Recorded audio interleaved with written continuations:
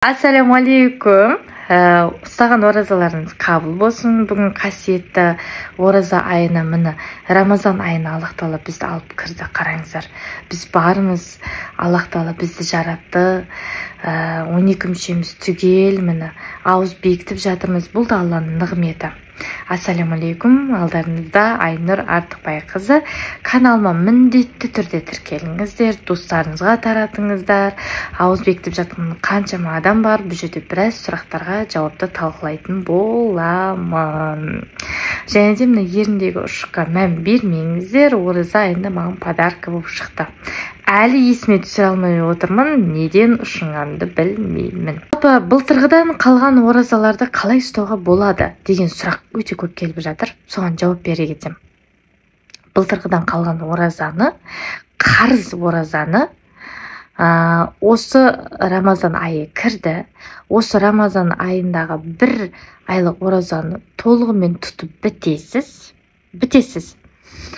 Сөйтесіз де айттан кейін уже былтырғы Рамазан айының оразаның қарызын тұтасыз ниет етіп. Былтырғы өзіңіз білесіз ғой, қанша күн екен, соң жазып жүресіз. Былтырғы оразаның қарыз оразасын тұтуға ниет еттім деп дұғасын оқып ниет етіп тұтасыз. Одан кейін бұл айда бәрібір біз қарыз боламыз. Ай сайын келетін қонағымыз бар. Ол кезде уже былтырғы қарызды тұтып болғаннан кейін биылғы қарыз оразаны тұтып бітеміз. Иншаллах. Келесі Рамазан айына 2 ай қалғанға дейін, иншаллах 12 мүшеміз түгел болсын, өмір жасымыз ұзақ болсын, тұтып тастауға ниет қылайық қыздар. Ләждің барынша айттан кейін вообще өзіңізде жақсы болады да. Ана уайымдап жүрмейсіз, қарызым бар еді, тұтып тастау керек еді деп ше. Сол үшін бұл Рамазан айында мен қарызым бар еді былтырғы деп, сол қарызды тұтып жүрмеңіз. Рамазан айының оразасын ұстаңыз, парыз етілген. Содан кейін, айттан кейін уже қарыз оразаны тұтсаңыз болады. Қайыс келген кезде, ете кірген кезде біз ұстамаймыз. Намаз оқыған кезде біз қайыс келген кезде намаздың қазасын өтемейміз. Ал оразада біз намаздың қазасын өтеміз. Жүкті әйелдер мен емізулі әйелдер, олар мысалы жыл сайын туып жатқан әйелдер болса, жаңағыны Нұрлан имамнан тыңдадым.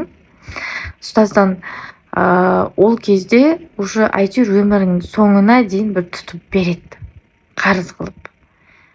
Аллах Тағала біледі, біздің жүрегімізде не бар екенін көріп тұр. Бала тууды оңай емес, оның барлығын Аллах Тағала көріп тұр, уайымдамаңыз. Иншалла өміріңіздің соңына дейін иншалла тұтып бересіз, қарыз қылып, тек жазып жүрсеңіз болғаны. Енді Нұрлан имам айтып жатыр, 50 жасқа дейін тумайсыз ғой, 60 жасқа дейін деп. Әйтеуір пенсияға шыққанша бір тұтып бересіз деп айтып күліп жатыр да. Сондықтан неге емізулі әйелдер мен жүкті әйелдер ораза ұстамайды? Себебі балаға зиян келеді. Түсінесіз ба? Ал егер мысалы бала уже тамақ жейтін уақытқа келсе, емшектен шығарып қойған болсаңыз, ол кезде уже тұта бересіз. Иншаллах балаға зиян келмесе болды да. Одан кейін тағы бір сұрақтар, бұл Рамазан айында тек тамақ жемеу ғана емес. Бұл айда біздің 12 мүшеміз, тұла бойымыз, жүрегімізден бір ауыз бекітуіміз керек екен. Мәселен, құлшылық ету, тұла бойымызбен, 12 мүшемізбен, құлақпен өсек тыңдамау, ауызбен өсек айтып қоймау, ғайбат айтып қоймау, естіп қоймау, біреудің өсегін, біреу туралы бірдеңе айтып жатса сол жерде тоқтатып, оның жақсылығын, любой адамның жақсылығы болады. Жақсылығын асырып, жаманын жасыруымыз керек, кім болса да. Біз мұсылманбыз. Одан кейін барынша күнәлардан тыйылу, кірпік жабыстырмау, татуаж істетпеу, ерін ботокстерді істетпеу.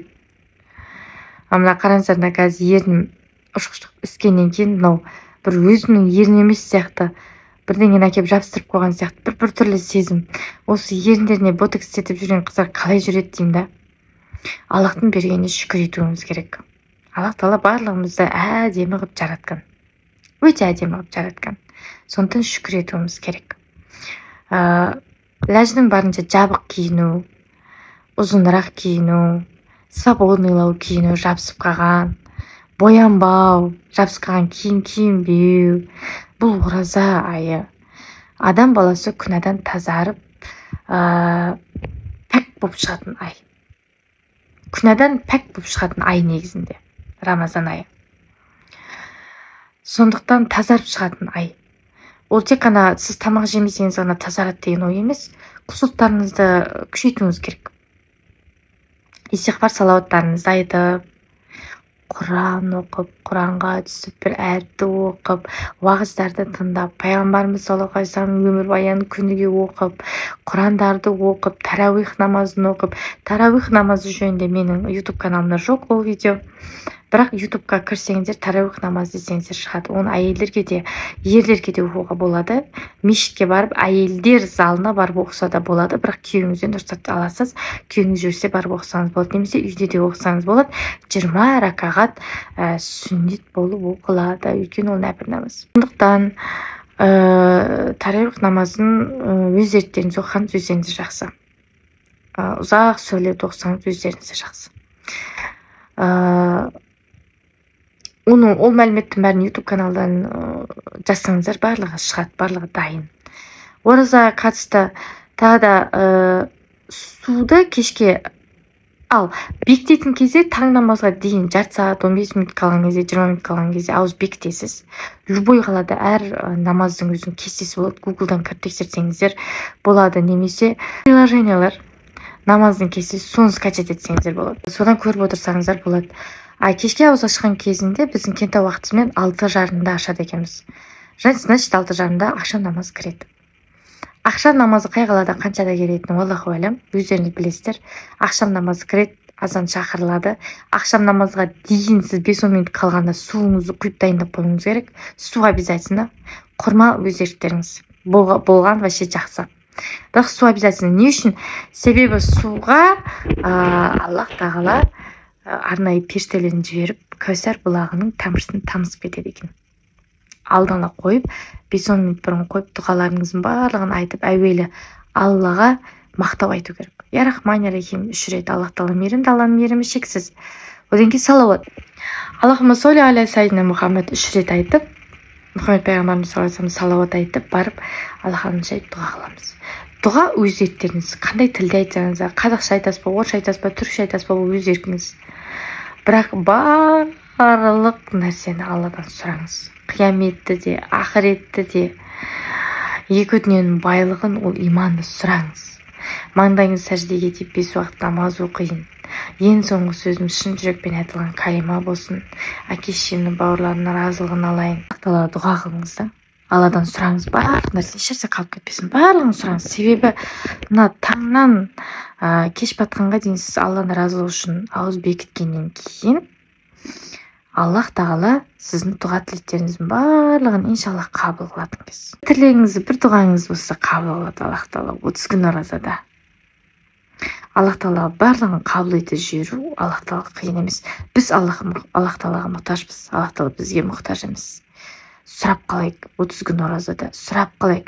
Тұтамадым деген адамдар болмасын. Тұтыңыздар, ол парыз, ол ертең жауап береміз сол үшін, тұтпағанымыз үшін. 12 мүшесі түгел тұталатын адам тұту керек, әрбір мұсылман. Сұрақтарыңызды видеоның астына қойсаңыздар болады. Одан кейін ақшам намазы, осы дұғаларын айтып, аузыңызды ашып болғаннан кейін барып ақшам намазын оқып, содан кейін тамағыңызды, шай тамағыңызды жей берсеңіздер болады. Ләждің барынша құлшылықтарыңызды көбейтіңіздер. Ауыз ашарға барған кезде өсек айтпай, пайдалы әңгіме айтып, жаңағы уағыздарды тыңдап, пайғамбарымыз саллаллаху алейхи вассалам өмірбаяны жайында айтып, құлшылық ай ғой. Әрбір секундымыз, әрбір минутымыз құлшылыққа толы болсын. Сұрақтарыңызды дайреге қойсаңыздар болады. Инстаграмға видеоны астына қойып кеттім.